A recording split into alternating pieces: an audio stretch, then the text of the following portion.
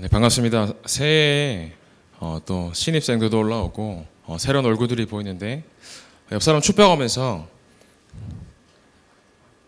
함께 옆 사람 보시면서 축복하겠습니다. 예수 믿으세요. 축복할게요. 예수 믿으세요.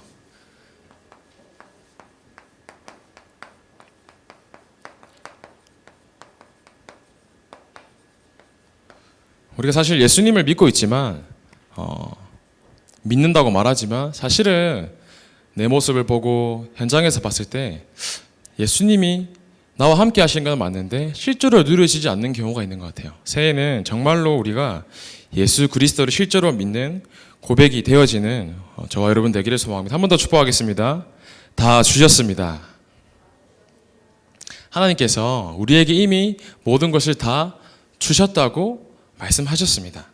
왜냐? 예수 그리스도 안에 모든 것이 다 있고 예수 그리스도가 우리와 함께 지금도 살아서 역사하시기 때문이에요.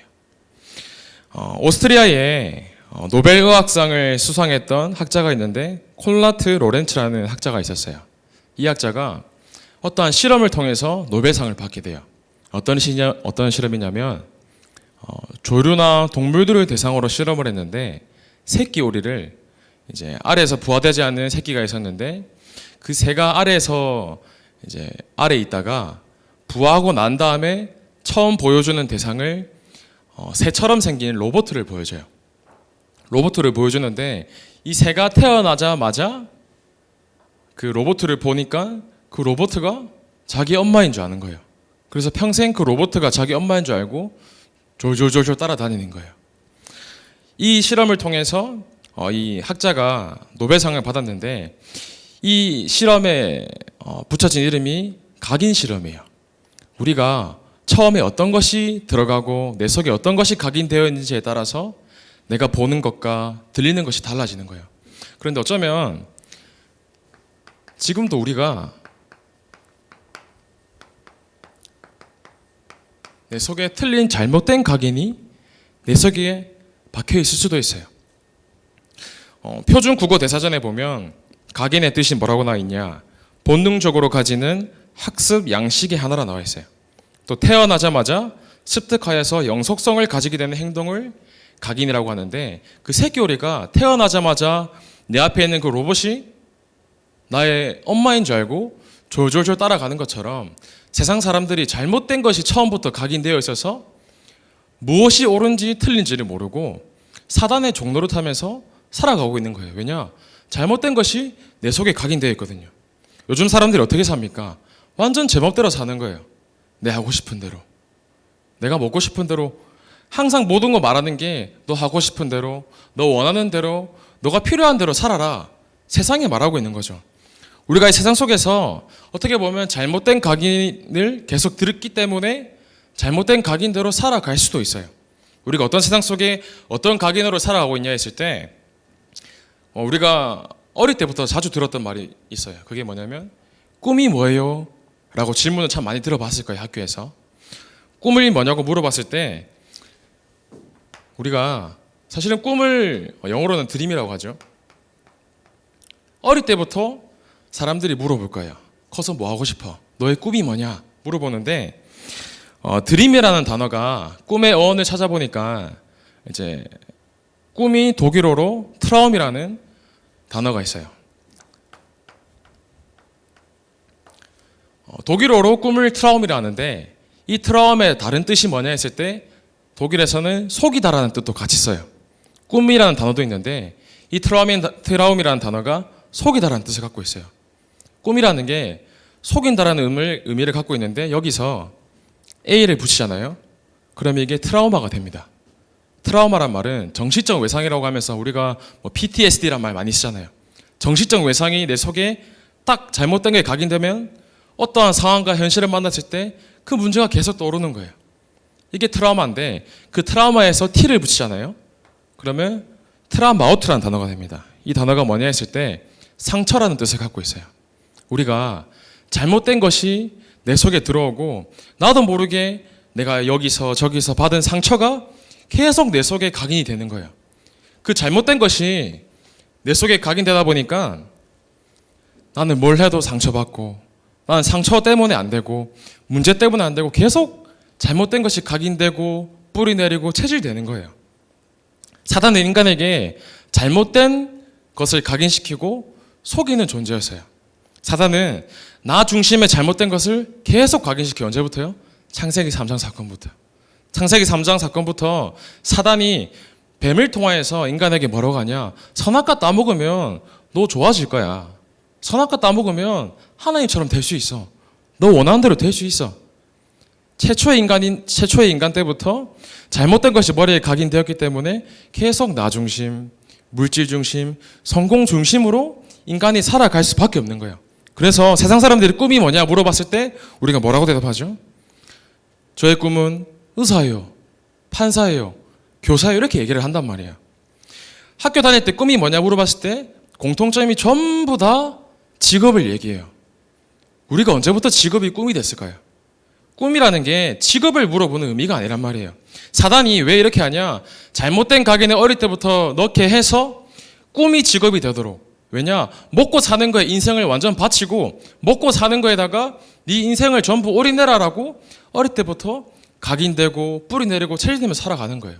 그러다 보니까 내가 의사가 돼야지, 판사가 돼야지. 그러면 너가 열심히 공부해야 돼. 너 꿈이 그거니까 열심히 공부하고 돈 많이 벌고 좋은 대학 가고. 세상 사람들이 이렇게 계속 얘기를 하는 거예요. 잘못된 것이 각인되다 보니까 어릴 때부터 나, 물질, 성공 중심 속에서 완전히 사단에 잡혀서 세상 사람들이 그렇게 살아갈 수밖에 없는 거예요. 왜냐? 잘못된 것이 각인되었기 때문에. 하지만 우리 엠넌트들은 이 잘못된 세상의 각인을 살리는 복음으로 완전 바꾸시기를 바랍니다. 요셉에게 꿈이 뭐였냐 물어봤을 때 나 총리가 되는 게 꿈이에요 라고 말한 적이 없어요. 요셉은 이사실 날의 언약, 해와 달과 별이 나에게 절하는 언약을 꿈으로 붙잡았어요. 다윗에게 꿈이 뭐냐 물어봤을 때 나 왕이 될 거예요 한 번도 얘기한 적이 없어요.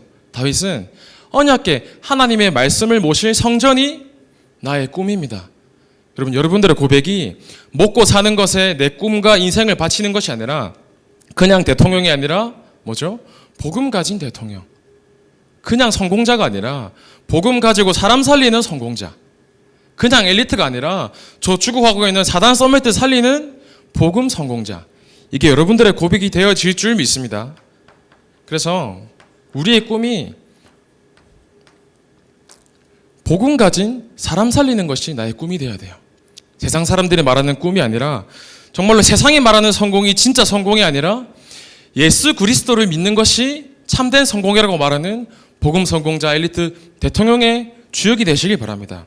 다른 것을 말하는 것이 아니라 인간이 해결할 수 없는 근본 문제가 있는데 이것이 하나님 떠난 문제고 하나님 떠난 이 근본 문제를 해결할 수 있는 분이 오직 예수 그리스도밖에 없다고 말하는 살리는 사람의 꿈의 여정을 걸으시길 바랍니다. 그래서 오늘 이 시간 여러분들이 바르게 꿈을 붙잡으시길 바랍니다. 바르게 붙잡고 어떻게 시작해야 될까요? 하나님께서 말씀으로 제 현수막 보이죠? 전사님 만들었습니다. 주제에 보면 모두 너에게 주었노니라고 이미 선포하셨어요. 모두 우리에게 주었는데 그럼 어떻게 해야 될까요? 어떻게 시작해야 될까요? 먼저 하나님께서는 우리에게 어떤 축복을 주셨냐? 모이는 교회에 축복을 이미 허락하셨어요. 지금도 우리가 모여서 예배를 드리고 모여서 말씀을 나누고 원네스 되어 있는데 그렇다면 먼저 교회라고 했을 때 교회가 무엇일까? 우리가 교회 가자, 교회에서 신앙생활 하자 많은 말들을 하는데 교회가 뭔지 먼저 알아야 돼요. 구약 성경에 보면 세 가지의 성전이 나와요. 솔로몬 성전, 스룹바벨 성전, 헤롯 성전이라고 해서 제1, 2, 3 성전이라는 명칭이 붙는데 이 성전의 그 전의 개념을 보면 광야에서 이스라엘 백성들이 먼저 성막을 칩니다. 광야길에서 하나님께서 성막을 치라 하시는데 그게 무슨 의미냐면 광야길은 사실은 문제투성이인 길이에요. 사막이고 아무것도 없는 길인데 이동하는 민족에게 계속 성막 중심으로 성막을 치라고 말씀하세요. 그 말이 뭐냐? 늘 24시간 내가 어디에 있든지 어떤 상황에 있든지 관계없이 늘 성막 중심 하나님 말씀 중심으로 살아가는 말씀입니다. 우리가 코로나로 여러 가지 사건과 개인의 문제로 사실은 힘들 수가 있어요. 그런데 그 힘든 속에서도 날마다 하나님의 말씀 붙잡고 예배 중심, 성막 중심 속에 있으면 하나님께서 여러분들을 통해서 살리는 주요 경답 주실 줄 믿습니다. 그래서 성막에는 보면 성소와 지성소가 나오는데 거기 하나님께서 임재하시는 게 회막이에요. 그 성막과 회막 중심으로 이스라엘 백성들이 성막을 중심으로 모든 문을 낸단 말이에요. 그 말이 뭐냐 했을 때 우리의 모든 인생과 가정과 개인이 날마다 말씀과 교회와 예배 중심 속에 있는 거예요. 그래서 본질적으로 이 교회의 뜻이 뭐냐 했을 때 성경은 말하고 있습니다. 고린도전서 3장 16절 말씀에 너희는 너희가 하나님의 성전인 것과 너희 안에 하나님의 성령이 계시는 것을 왜 알지 못하느냐 말씀하십니다.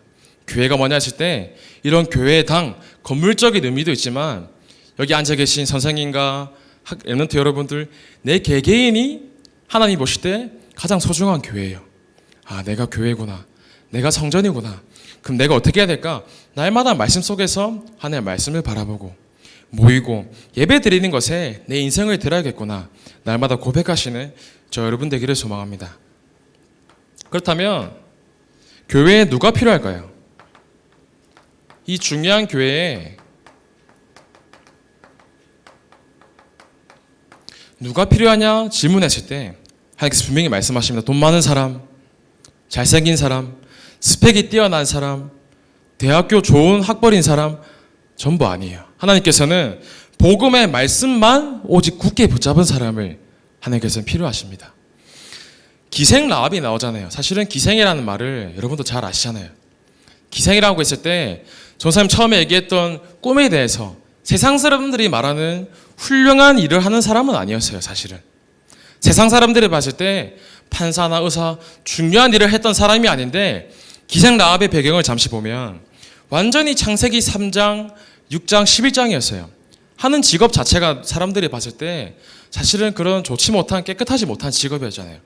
완전히 창세기 3장, 6장, 11장 속에서 잡혀있던 배경 속에서 거기다가 사는 지역이 어디였냐? 여리고성에 있었어요. 여리고성은 완전 우상과 무속과 점술 속에서 타락했던 지역이었어요. 거기다가 기생 라합의 출신지가 어디냐? 아모리 족속이었거든요. 이스라엘 사람들이 아모리 족속을 죽임으로써 아모리 족속은 완전히 이스라엘과 원수된 족속과 출신지였는데 이 기생 라합이 다른 거 붙잡은 게 아니라 자기의 신분과 자기의 배경을 붙잡은 게 아니라 하나님 말씀만 붙잡은 거예요. 기생 라합이 하나님 말씀을 붙잡고 자기가 어떻게 고백을 하냐? 여호수아서 2장 9절 말씀에 여호와께서 이 땅을 너에게 주신 줄을 내가 아노라라고 믿음의 고백을 합니다. 기생 라합의 배경을 보면 절대로 안 될 수밖에 없는 절대 불가능의 존재였어요. 완전히 창세기 3장 11장의 나 중심, 물질 중심, 성공 중심 속에서 사도행전 13장 16장 19장 말씀에 완전히 우상과 무속과 점술 속에서 인간이 해결하지 못하는 불신자 6가지가 상태, 마귀의 자녀, 완전히 우상 숭배, 육신 문제, 정신 문제, 후대 문제, 내세 문제까지 우리가 해결할 수 없는 12가지 문제에 완전히 사로잡혀 있던 배경으로 보였지만 하나님께서는 말씀과 언약 붙잡은 기생 라합 한 사람을 통해서 하나님께서는 가나안 종복을 이루시는 성취의 주역으로 부르셨습니다. 우리가 이 시간 내가 안 되어지는 문제나 사건과 배경을 바라보는 것이 아니라 하나님 말씀만 굳게 붙잡으시기 바랍니다. 믿음의 고백을 통하여서 얼마나 기생 라합이 응답의 증인으로 쓰임 받았냐? 마태복음 1장 5절에 보면 쭉 족보에 대해서 글이 나옵니다. 기생 라합이 보아스를 낳아요. 보아스가 오벳을 낳고 오벳이 이새를 낳습니다. 그 이새가 다윗을 낳는단 말이에요. 그 기생 라합 사람들이 봤을 때 완전 실패한 인생처럼 보이는데 기생 라합의 피에서 혈통에서 다윗의 왕이 나오고 다윗의 왕의 피 혈통에서 예수 그리스도께서 오십니다. 내 신분과 내 문제 안 될 수밖에 없는 거 다 내려놓고 하나님의 말씀과 언약만 붙잡고 있으면 하나님께서 나를 다른 사람 살리는 복음 가진 성공자로 부르실 줄 믿습니다. 그래서 교회가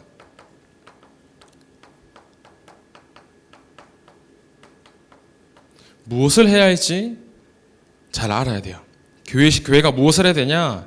교회는 다른 것을 말하는 것이 아니라 오직 예수 그리스도만 말하는 말씀 운동을 해야 돼요.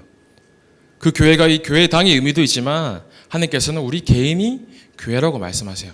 내가 현장에서 특히 이제 올라오는 예비 중학교 1학년들도 있는데 내가 중학교에 가서 내가 있는 가정에서 현장에서 다른 것을 하는 것이 아니라 오직 예수가 그리스도 되심만 말하는 말씀 운동의 주역으로 쓰임 받아야겠구나. 전사님이 임원들과 함께 자체 집중을 하고 있어요. 매일 9시에 모여서 줌으로 이제 임원들이 먼저 응답받아야 되니까 임원들을 대상으로 9시마다 사모을 포럼하고 선거 암송도 하고 여러 가지 미션을 주면서 포럼을 하는데 사실은 매일매일 쉽지가 않을 거예요. 또 여러분들 개개인 현장에서 사실은 말씀을 듣고 다시 한 번 더 들어보고 확인하고 하는 게 쉽지가 않을 수도 있어요. 그런데 그 작은 거 하나부터 도전한다.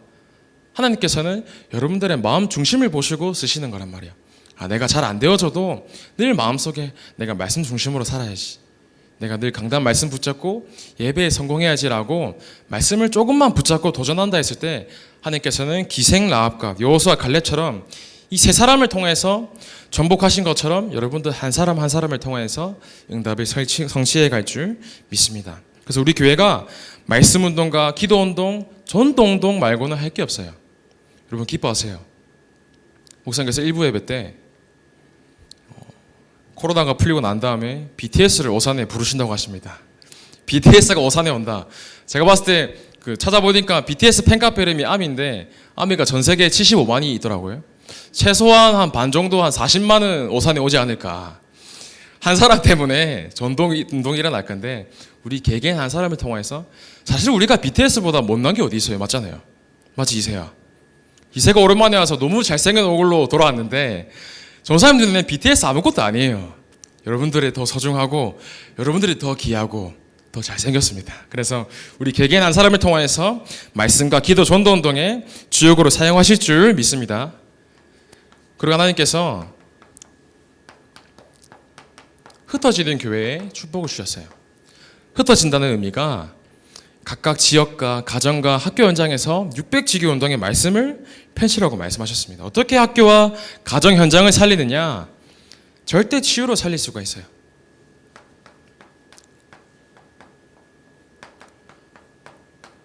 내 힘으로는 이 12가지 문제를 해결할 수 없지만 예수 그리스도의 말씀 가지고는 이 문제를 해결할 수 있고 이 예수 그리스도의 말씀으로만 변화할 수 있다. 말씀을 선포하시는 분이 우리 교회 담임 목사님이시잖아요. 그럼 내가 말씀과 기도 전도 운동 속에서 날마다 이 목회자이신 제사장의 역할을 감당하시는 목사님을 위해서 기도해야겠구나. 내가 언젠가는 저 장로님과 권사님들처럼 중직자의 자리에 갈 텐데 어떻게 장로님들과 권사님들께서 교회의 말씀을 누리시고 어떻게 소통하는지 지금부터 한 번씩 잘 들여다보시고 모르는 것도 있으시면 질문하시면서 사실은 그게 인턴십이잖아요. 목사님과 교회를 놓고 날마다 기도할 때 하나님께서는 나 먼저 하나님께서 절대 치유하실 줄 믿습니다. 그리고 하나님께서 그냥 믿음이 아니라 절대 믿음이라고 말씀하셨어요. 절대 언약을 붙잡아야 되는데 창세기 12장 말씀을 굳게 붙잡았단 말이야. 가나안 땅을 우리가 가게 돼 있어요. 600지교의 말씀이 600지교 운동 말씀이 계속 선포가 되는데 언젠가는 되겠지라는 생각도 맞지만 저 말씀이 저 지교의 600지교 운동과 학교 현장 살릴 저 말씀이 나를 통해서 성취될 거다라고 믿음에 고백하시기 바랍니다. 반드시 나는 다른 사람 살리는 복음 엘리트, 복음 성공자, 복음 대통령이 될 줄 믿습니다라고 고백하시기 바래요. 오늘 본문 말씀 읽었잖아요. 여호수아서 1장 3절에 보면 모두 나에게 주셨다라고 말씀했어요. 내게 주세요라는 게 아니라 모두 이미 주셨기 때문에 그 주신 말씀만 붙잡으면 됩니다. 말씀 붙잡는 절대 믿음에 고백하시기 바래요. 그래서 우리가 가는 것들이 문제나 사건이 어떻게 보면 당연한 것일 수도 있고 필연적인 것일 수가 있어요. 하나님께서는 우리의 여정을 아시고 허락하신 거란 말이에요. 내가 해결하지 못하는 개인의 문제나 가정 문제, 영적인 문제, 말 못할 문제가 있을 수도 있어요. 그런데 그 문제가 하나님께서는 우리에게 반드시 필연적으로 주신 거라고 말씀하셨단 말이에요. 내 힘으로 봤을 때는 왜 이 문제 나한테 내한테 주신 거지? 왜 이 문제 나만 겪어야지 할 수가 있는데 우리가 최소한 홍해나 요단은 건너봐야지 간증하고 고백할 수 있잖아요. 어떻게 또랑물을 건너고 간증할 수가 있겠어요? 좋은 사람도 그랬단 말이에요. 좋은 사람도 개인 문제, 학업 문제, 가정 문제, 경제 문제, 육신의 문제 해결할 수 없는 게 너무나 많았어요. 전사님도 뭐 얘기하면 긴데 초등학교 3학년 때 뭐 전학을 다니면서 왕따를 경험해 보기도 하고 학교 폭력을 경험해 보기도 하고 집이 이제 경제 문제라고 해서 전사님 집이 너무 보여주기 싫은 거예요, 친구들한테. 그 전사님도 중고등학교 시절 때 한 번도 친구를 집에 데리고 온 적이 없어요. 너무나 집이 부끄러워서. 그 전사님도 말 못할 여러 가지 문제도 있고 몸도 너무나 아파봤고 왜 나한테 이렇게 문제를 말하고 나니까 문제가 참 많았었네요. 문제투성이했는데 왜 나한테 이런 문제를 주셨을까 했을 때 하나님께서는 그 문제를 통해서 전사님께 허락하신 절대 여정을 보여주시더라고요. 아, 나에게 해결하지 못하거나 남들과 다른 특별한 문제가 나에게 있다.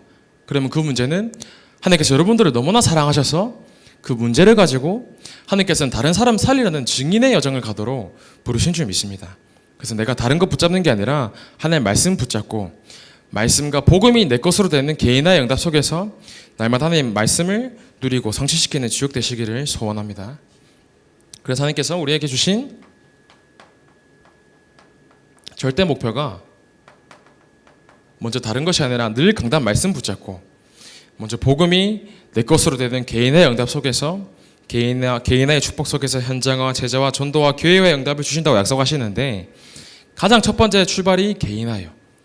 말씀과 복음으로 복음 하나면 완전하고 복음 하나에 모든 것이 있고 복음이면 충분하구나.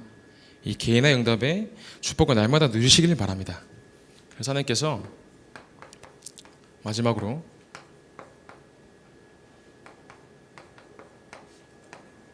문화를 살리는 교회의 축복을 주셨어요. 어떤 문화를 살리냐 했을 때 세상의 문화가 사실은 완전히 사단이 장악하고 있는데 우리에게 전쟁터를 나가기 전에 이미 승리했다고 말씀으로 응답을 허락하셨습니다. 왜 우리가 이미 승리했냐 했을 때 여러분 내 자신의 정체성이 나의 신분이 얼마나 대단하냐. 우리의 수준과 기준과 관계없이 성삼위 하나님께서는 나를 부르시고 지금 이 자리에 여러분들 하나님 자녀로 삼으셔서 지금 여기까지 부르시고 인도하신 줄 믿습니다. 조금만 생각해보면 감사할 것밖에 없어요. 조금만 생각해보면 절대 싸울 일도 없고 낙심할 일도 없는 거예요. 왜냐? 내 신분이 하나님 자녀니까요. 하나님 자녀의 신분이 내가 이미 가졌다. 이거 말고 더 필요한 게 뭐가 있겠어요? 너 같은 게 무슨 전도사냐? 라고 전사님 고등학교, 중고등학교 동창들이 얘기를 해요. 전사님 어제 생일이어서 고등학교 친구들 이렇게 전화가 많이 왔는데 이제 연락이 잘 안 됐다가 몇 명이 연락이 와서 이제 안부를 묻던 친구가 있었는데 요즘 뭐 하고 지내냐 물어보니까 전사님이 뭐라고 대답해요? 오산에 있다. 오산에서 뭐 하냐 하니까 오산에서 교회 전도사로 헌신하고 있다 하는데 친구가 하는 말이 너 같은 게 무슨 전도사냐 얘기하길래 전사님 속으로는 그러면 안 되는데 이제 go to hell 하면서 지옥에 나가라 하지는 않았지만 그 친구한테 야, 나 같은 놈을 전도사로 불러서 네 같은 놈을 구원하려고 한다 얘기를 했단 말이에요.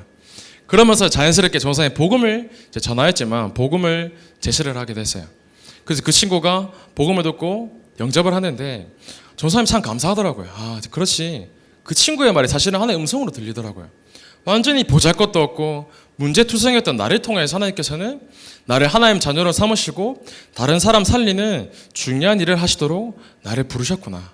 하나님께서는 안 될 수밖에 없었던 우리의 신분을 마귀의 자녀로 완전히 마귀의 종노릇으로 죽을 수밖에 없었던 우리를 하나님 자녀로 부르시고 이 자리에 인도하셨습니다. 그래서 아무리 내가 문제와 사건 속에 힘들어해도 괜찮아요. 왜냐? 나는 절대 망할 수 없는 하나님의 자녀이기 때문에. 내가 어떤 건설을 가지고 있냐? 우리의 힘으로는 절대 이길 수 없는 문제, 영적인 문제, 사단 마귀의 건설을 해결하신 분이 예수 그리스도이십니다. 그 예수 그리스도께서 지금도 나와 함께 하십니다. 그리고 우리가 가는 곳마다 하나님 나라가 임하고요. 우리가 가는 곳마다 전군 천사가 우리와 함께 합니다. 이 건설을 날마다 누리시길 바라요. 그래서 나의 직분이 뭐냐 했을 때 베드로전서 2장 9절 말씀에 너희는 택하신 족속의 왕같은 제사장들이요 거룩한 나라여 그의 소유가 된 백성이니 하나님께서 우리를 왕같은 제사장으로 부르셨어요. 왕, 제사장, 선지자 대신 그리스도께서 나와 함께 하시기 때문에 그 세 가지의 축복을 날마다 선포하시길 바랍니다. 그래서 우리는 이미 승리한 신분이고요. 그리고 우리는 절대 망할 수 없고 계속 승리할 수밖에 없는 존재입니다. 어떻게 계속 승리하냐? 나의 요리구를 날마다 무너뜨리시길 바래요. 여러분, 각오는 축복입니다. 이스라엘 백성들이 전쟁하러 가야 되는데 칼을 먼저 갈아야 되는데 칼을 갈고 지금으로 치면 총을 점검하고 기름칠하고 해야 되는데 칼을 먼저 간 게 아니라 할례를 먼저 했다고 해요. 그 의미가 뭐냐? 전쟁터 가는데 싸움 잘하는 게 군인의 본분 맞잖아요. 당연한 거 맞아요. 학생이 공부 잘하는 거, 공부 열심히 해야 되는 거 당연한 거 맞아요. 그런데 그 당연한 거 그 이전에 하나님의 말씀 먼저 붙잡으시길 바래요. 이스라엘 백성들이 전쟁터 나가기 전에 할례, 하나님의 말씀을 먼저 확인했던 것처럼 날마다 내가 학교 현장 가기 전에, 학원 현장 가기 전에 하나님의 말씀 붙잡고 승리하시길 바랍니다. 그리고 날마다 나의 아모리 족속이었던 기생라합은 안 될 수밖에 없었거든요. 그런데 문제가 응답이 된 거예요. 아모리 족속은 전쟁에서 지형에 유리했기 때문에 이길 수밖에 없었던 족속이었는데 이때 여호수아가 기도하잖아요. 여호수아의 기도 때문에 해가 멈춘단 말이에요. 우리가 문제라고 볼 수도 있어요. 내가 절대 이길 수 없을 거라고 생각할 수도 있지만 그 문제를 통해서 하나님께서는 우리에게 참된 축복과 응답을 주시기를 원하세요. 그래서 문제에 걸려 넘어지는 것이 아니라 기도와 말씀 속에서 문제가 응답임을 날마다 확인하시고요. 그리고 나의 안악, 위기가 곧 기회라고 말씀하십니다. 이게 무슨 말이냐? 이 믿음의 조상들은 뭐라고 고백을 했냐? 다른 사람들은, 다른 백성들은 너무나 무섭다. 절대 여리고성 무너뜨릴 수 없다고 얘기하는데 여호수아와 갈렙은 뭐라고 고백합니까? 그들은 우리의 밥이라고 말해요. 우리의 힘으로는 세상, 사단 절대 이길 수 없는데 나와 함께 하시는 예수 그리스도가 나와 날마다 함께 하시기 때문에 나는 날마다 승리하고 이길 수밖에 없구나. 이 고백하시는 저 여러분 되어지길 소망합니다. 그리고 우리는 끝까지 승리할 신분입니다. 하나님께서 세상 끝날까지 다른 사람과 함께 하는 게 아니라 우리와 함께 하신다고 말씀하셨어요.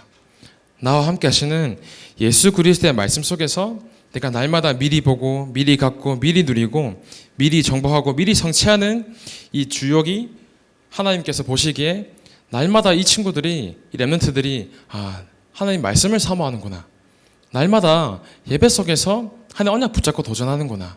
하나님이 보시기에 사실은 내 자신을 돌이켜봤을 때 나에게 질문하면 잘 알 수 있잖아요.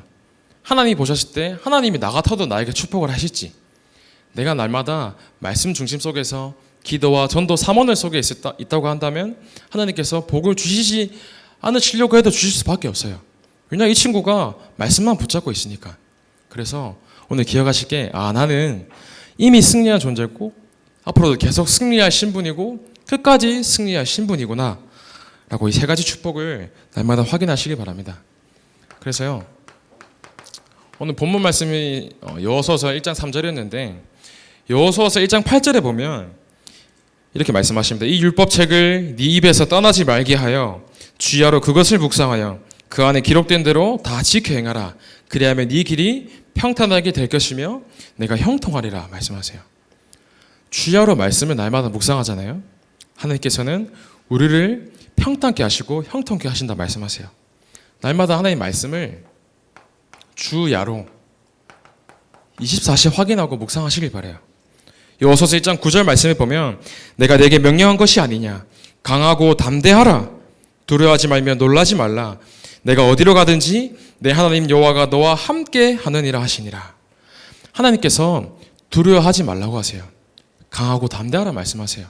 세상은 커 보이고 무섭고 안 되는 것처럼 보일 수도 있는데 하나님께서 말씀하세요. 네 하나님 여호와가 너와 항상 함께 하신다고요. 날마다 나와 함께 하시는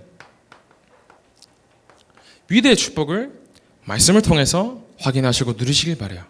그래서 특별히 예비 중학교 1학년들이 올라왔는데 마음이 설레기도 하고 약간 걱정이 되기도 할 수도 있어요. 그런데 새해를 시작하면서 이번에 주신 강단 말씀처럼, 원단 말씀처럼 모이는 교회, 흩어지는 교회, 문화 살리는 교회의 주역이 나이고 나를 통해서 이 언약을 성취시킨다 라고 날마다 믿음의 고백을 하시는 저 여러분 되기를 소망합니다. 살아계신 하나님 감사를 드립니다. 원단을 통하여서 모두 우리에게 주셨다는 그 말씀이 실제 우리 말씀이 되게 하시고 모이고 흩어지는 문화 살리는 교회의 주역으로 우리 렘넌트들과 교사 선생님들을 축복하여 주옵소서. 살아계신 예수 그리스도 이름으로 기도합나이다. 아멘.